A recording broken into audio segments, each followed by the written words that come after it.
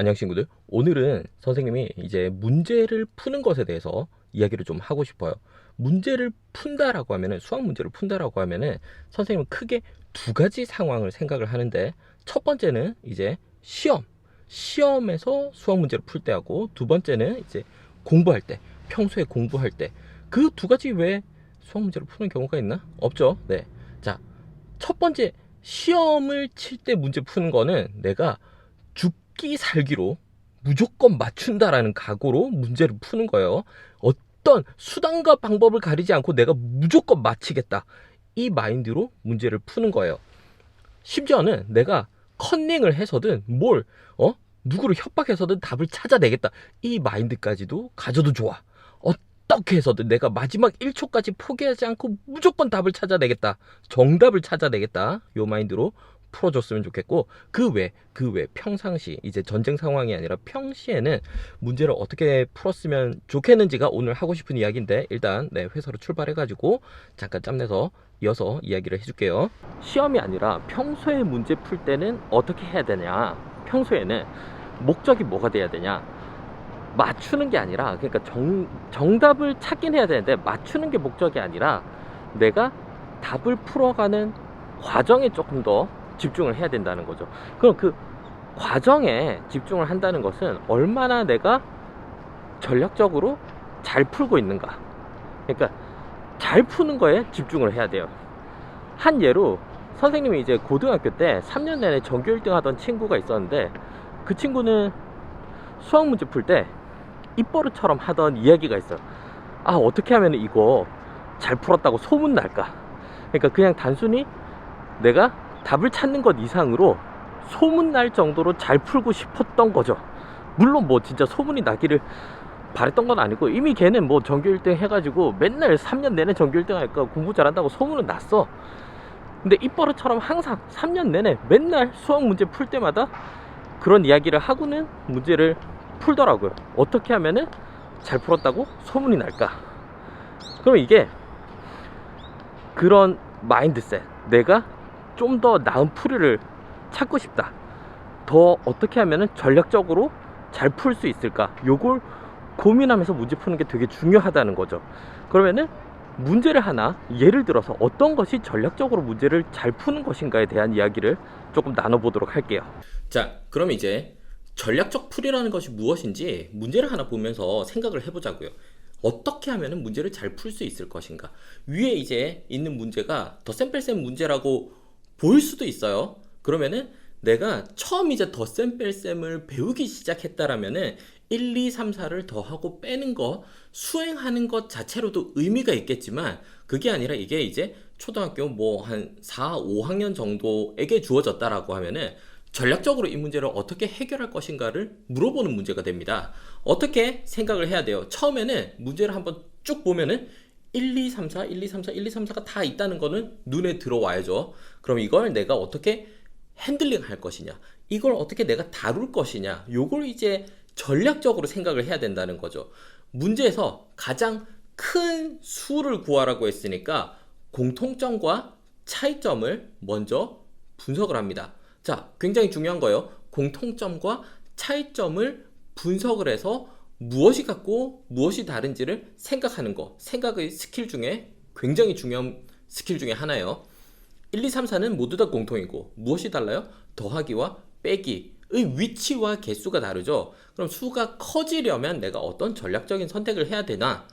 빼기가 적을수록 좋고, 작은 수를 빼면은 좋다. 즉, 개수가 적고 작은 수의 빼기가 위치하면 좋다. 이런 전략적인 사고를 빠르게 문제를 보자마자 떠올리고 수행할 수 있는가를 물어보는 문제입니다. 자, 그러면은 이런 공통점과 차이점을 분석하고 인지하고 활용할 수 있는 게 왜 중요하냐?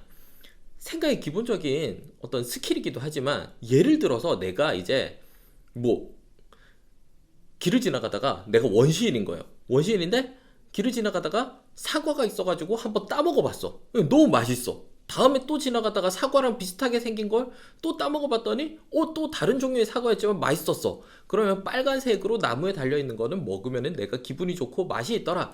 이걸 알 수 있잖아요. 규칙성을 판단할 수 있는 거죠. 공통점을 통해서. 그런데 어느 날 옆에 있던 친구가 바닥에 있는 버섯을 주워 먹더니 거품을 물고로 죽었어. 근데 그 옆에 있던 친구가 멍청하게 그 주워 먹던 버섯을 먹더니 또 죽었어. 그럼 내가 그 버섯을 먹으면 돼요, 안 돼요? 안 되는 거잖아. 공통점, 버섯을 먹으면 죽더라, 버섯을 먹으면 죽더라는 거를 봤으면 내가 인지할 수 있어야 되는 거죠. 공통점과 차이점의 분석은 아주 이런 굉장히 기초적인 레벨에서 사고의 첫 걸음으로서 중요한 의미를 가집니다.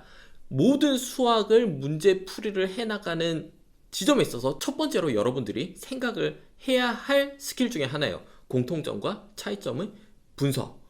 그러면은 공통점과 차이점을 분석하려면은 문제를 어떻게 풀어야 돼요? 넓게 보고 좁게 들어가야 돼요.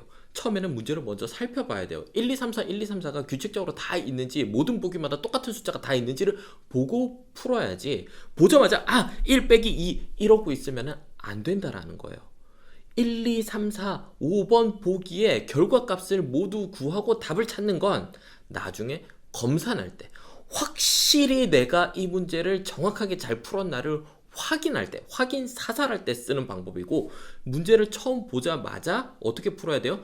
템포 빠르게 풀자라고 했죠. 아주 기본적인 개념 확인 문제, 내가 처음 개념을 읽고 개념 확인 문제를 풀 때는 이렇게 풀지 말고 꼼꼼히 읽어보면서 풀고, 어느 정도 개념 습득은 다 됐어. 연습, 트레이닝을 할 거야. 그때는 몸을 조금 가볍게, 머리를 가볍게, 템포를 빠르게 풀어주세요. 딱 보고 1, 2, 3, 4, 1, 2, 3, 4, 1, 2, 3, 4 모두 다 똑같은 1, 2, 3, 4네? 그런데 뭘 구하라고 했어? largest number를 구하라고 했어. 그러면 이런 거는 무조건 나가리인데 대충 얘가 가장 크겠네.